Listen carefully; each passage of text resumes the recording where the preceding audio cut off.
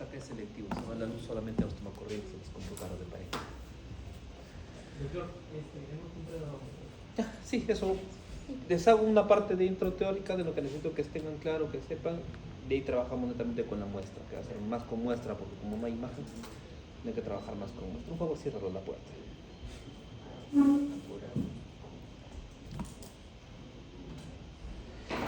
Bien, entonces cuando ya entramos a la parte de corazón, tenemos en cuenta lo siguiente.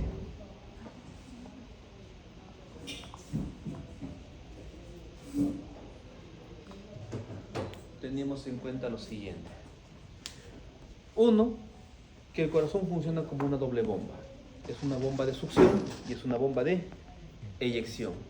Funcionan como bomba de succión las aurículas, como bombas de eyección los ventrículos, ¿cierto? Siendo el ventrículo, la aurícula derecha, perdón, la que va a succionar la sangre que viene de todo el cuerpo. ¿Quién ingresa por ahí? Las dos cavas, ¿no? Las dos cavas. Mientras que el ventrículo izquierdo es el que va a enviar la sangre a todo el cuerpo a través de la arteria aorta. Mientras el ventrículo derecho lo hace a los pulmones a través del tronco arterial pulmonar. ¿Sí? Hasta ahí nos entendemos, ¿cierto? Entonces, este movimiento de doble bomba es un movimiento sincrónico, rítmico, que lo hace constantemente, mediado por impulsos eléctricos. Impulso eléctrico que nace en el nodo sinusal o sinoauricular, también conocido como nodo de epónimo Katie Flack, ¿no? El nodo de Katie Flack. Ojo, en el corazón hay bastantes epónimos, entonces tengan cuidado con eso, ¿ya? Nodo de Katie Flack. Luego el nodo, nosotros tenemos cavidades auriculares, cavidades ventriculares. Entonces tenemos el impulso cardíaco se origina en el nodo sinoauricular, este se dirige al nodo auriculoventricular o nodo de Ashkoff-Tawara, ¿no? Luego se va a dividir por el tabique interventricular y esto se va a transmitir al lado derecho y al lado izquierdo por el haz de His, ¿cierto? Eso es lo que va a marcar el impulso eléctrico, el movimiento. Pero para nosotros poder ver todo lo que es el funcionamiento tenemos que ubicarnos y posicionarnos. ¿Cómo está el corazón en el cuerpo? ¿Cómo está el corazón en la caja torácica? ¿Cómo se encuentra ubicado? Se encuentra ubicado en el mediastino inferior medio, ¿no? Mediastino inferior medio. ¿Estará literalmente en el centro o estará lateralizado hacia la izquierda? Está lateralizado hacia la izquierda, ¿no? Hacia la izquierda del plano medio, del plano longitudinal. ¿Estará colgando así? No. ¿El ápex a dónde apunta? Hacia la izquierda, ¿no? Hacia el hipocondrio izquierdo, trazando una línea longitudinal, tipo oblicua entre el hombro derecho y hipocondrio izquierdo. ¿Será la única posición o algo más hay que hacerle? Con el ápex ligeramente inclinado, de atrás hacia adelante, con una angulación de 15 a 25 grados sobre el diafragma. Entonces, esto va a originar de que hay una cara que mira las costillas y el esternón. Será su cara anterior o cara externo-costal. También habrá una cara lateral o pulmonar derecha, una cara lateral o pulmonar izquierda y una cara posterior o diafragmática. Además tendremos una base, ¿sí? La base que está en relación con la raíz de los grandes vasos. Entonces, hasta ahí nos entendimos. Caras, ubicación, orientación. Relación en cuanto al mediastino. Cuando nosotros vemos sus relaciones o su entorno del corazón a nivel mediastinal, vemos con qué vísceras se relaciona. Las partes laterales se va a relacionar con los pulmones, ¿cierto? En su cara anterior, ¿con quién se relaciona? ¿Con qué órgano? Con el timo, ¿no? El timo que se encuentra en el mediastino anterior, ¿no? Mediastino anterior y mediastino superior encontramos al timo. ¿Qué otras estructuras estarán en el mediastino anterior que permiten se relacionan con el corazón? Los ligamentos. ¿Qué ligamentos? Inferiores. Externo pericárdico superior, externo pericárdico inferior y el freno pericárdico, ¿no? Freno pericárdico. Esos son en la parte anterior. Pero si nosotros hablamos de los elementos de sujeción cardíaca en general, además de esos tres, ¿cuáles son?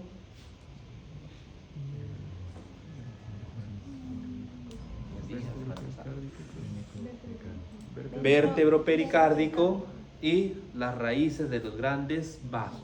Entonces, ojo, porque puedo preguntarles eso en el examen, ¿no? Por tercera vez que lo estoy diciendo.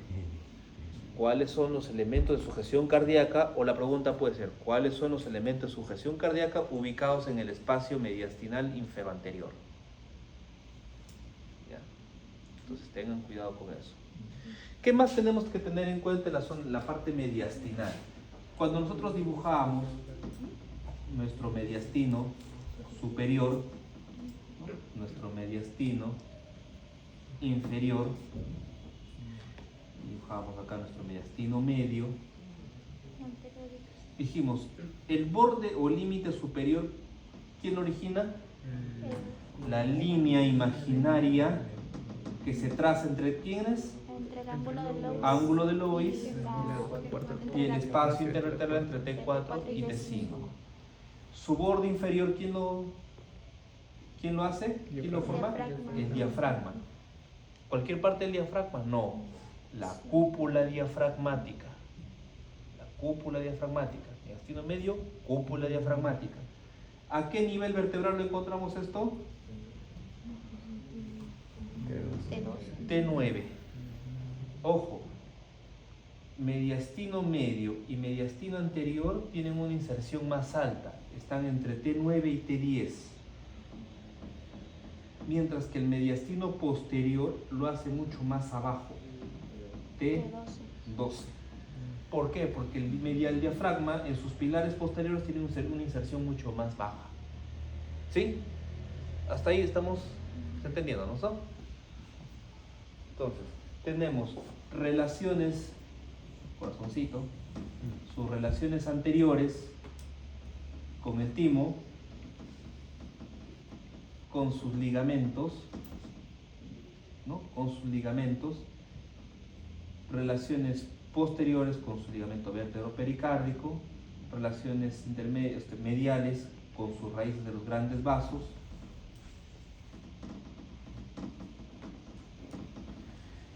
relaciones posteriores lo hará con la carina traqueal y con el esófago, ¿no? Entonces son parte de las relaciones que tiene el corazón. Luego nosotros, cuando ya vamos adentrándonos en la configuración cardíaca, teníamos que entender que el corazón, cada zona, sea aurícula o sea ventrículo, va a tener su propia forma, sus propias estructuras. Y aquí tenemos las aurículas. Las aurículas tienen una particularidad. Su cara posterior es lisa. Su cara posterior es lisa. No tiene ninguna rugosidad y eso lo vamos a ver en las muestras, tanto en el de cadáver como en el de vaca, creo, ¿no? Como en el de vaca. Mientras su cara anterior es rugosa. Su cara anterior es rugosa, ¿por qué? Por la presencia de los músculos pectíneos o pectinados. Entonces, tenemos una cara posterior, ya no, una cara posterior que es lisa y una cara anterior que es trabeculada o rugosa. ¿Por qué? Porque cuando se llena la aurícula, sea la aurícula derecha o la aurícula izquierda, se distiende hacia adelante, se infla hacia adelante. Y cuando va a vaciar su contenido, de igual forma, se contrae la cara anterior para empujar el contenido sanguíneo hacia el ventrículo. ¿Sí? Hasta ahí se entiende, ¿no? ¿Qué otras estructuras encontramos en la aurícula derecha?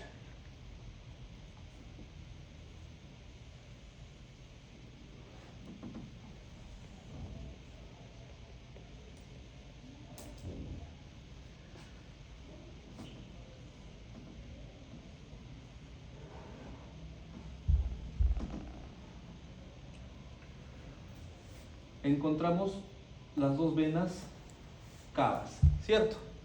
Donde entran las dos venas cavas se conoce como el seno venoso de las cavas. Todo este espacio es el seno venoso de las cavas, ¿ya? Luego encontramos una rugosidad que es un tendón. Es el tendón de Todaro. Es el tendón de Todaro, cara posterior. Por encima de este tendón hay otra trabécula, ¿ya? ¿Qué más? Encontramos acá el seno coronario. Y el seno coronario tiene su propia válvula. ¿Cómo se llama la válvula del seno coronario? La válvula de Tevesio. La válvula de Tevesio. Y acá tenemos la válvula tricuspidia. Entonces, aquí se va a dibujar un triángulo. ¿Cómo se llama ese triángulo? El triángulo de Koch. Entonces, ¿cuáles son los límites del triángulo de Koch? Las tres T's, ¿no? Todaro, Tevesio, tricuspidia. ¿Sí? ¿Se entiende?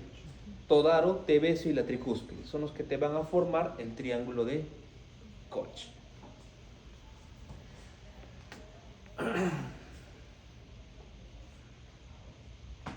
Luego, cuando vemos la estructura ventricular, en el ventrículo,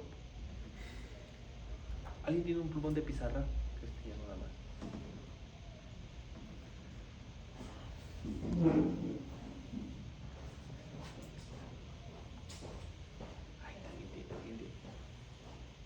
Va a haber diferencias entre el ventrículo derecho y el ventrículo izquierdo. En el ventrículo derecho tenemos acá nuestra válvula auriculoventricular. ¿Tienes?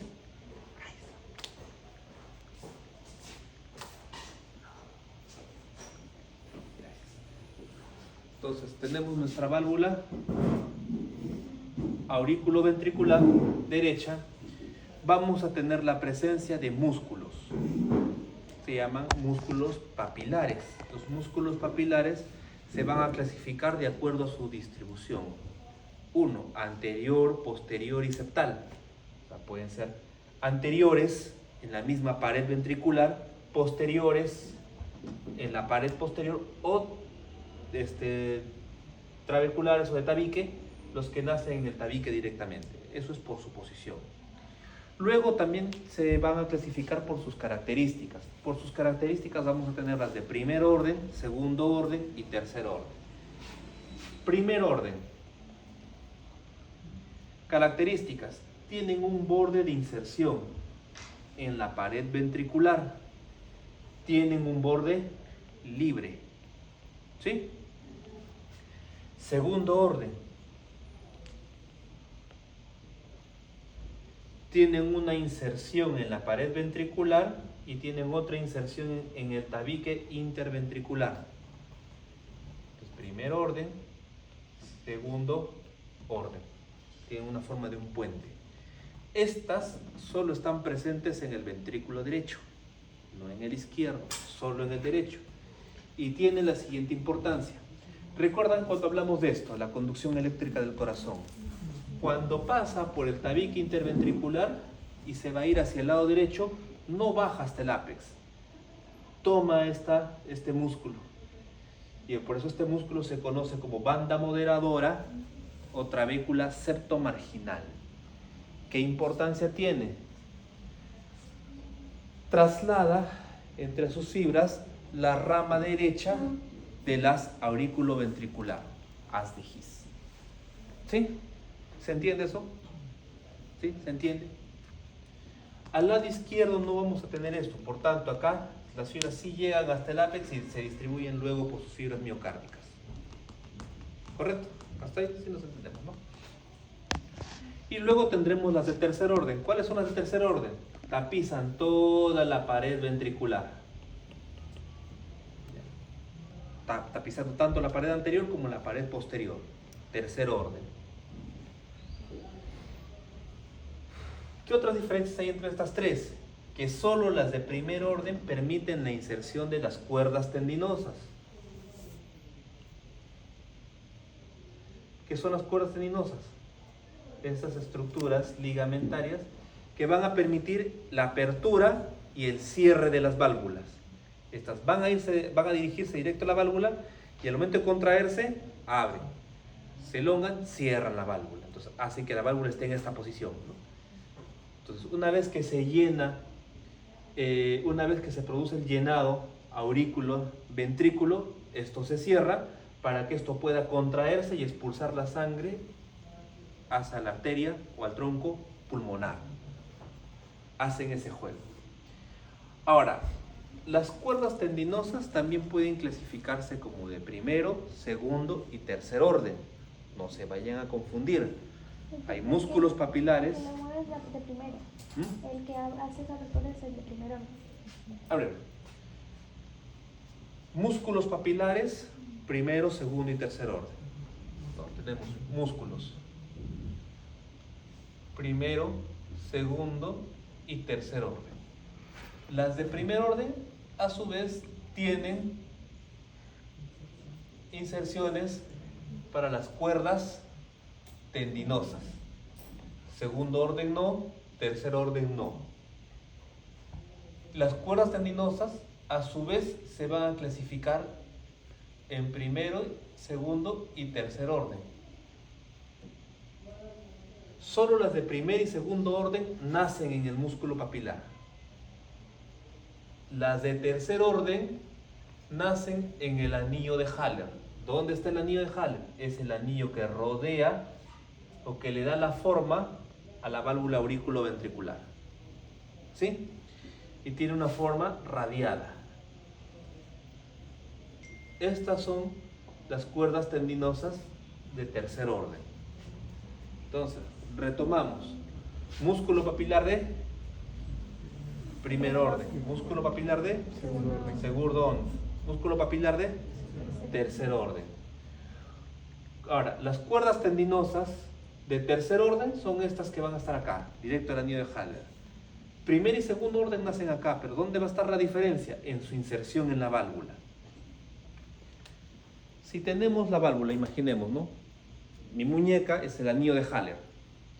Esta es la válvula. Esto es su borde libre. Se abre, se cierra. Se abre, se cierra. Se abre y se cierra. Cuando vienen las cuerdas tendinosas de primer y segundo orden, algunas se van a insertar en el borde libre, que son las de primer orden, y otras se irán a insertar en la cara ventricular de la válvula. Esas son las de segundo orden. Entonces tenemos cuerdas tendinosas de primer orden, cuerda tendinosa de segundo orden, cuerda tendinosa de tercer orden. ¿Se entiende? Tratan de ser lo más didáctico posible a falta de imagen. A falta de imagen.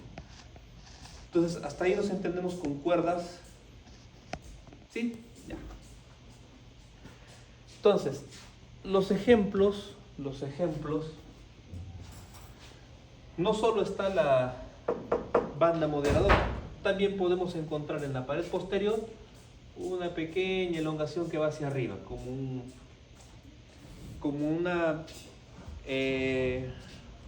¿cómo podríamos decir esto? Como una estructura trabeculada, como una jiba que le sale en la parte superior cuando ya está camino hacia al tronco arterioso pulmonar. Eso se llama el espolón de Wolf.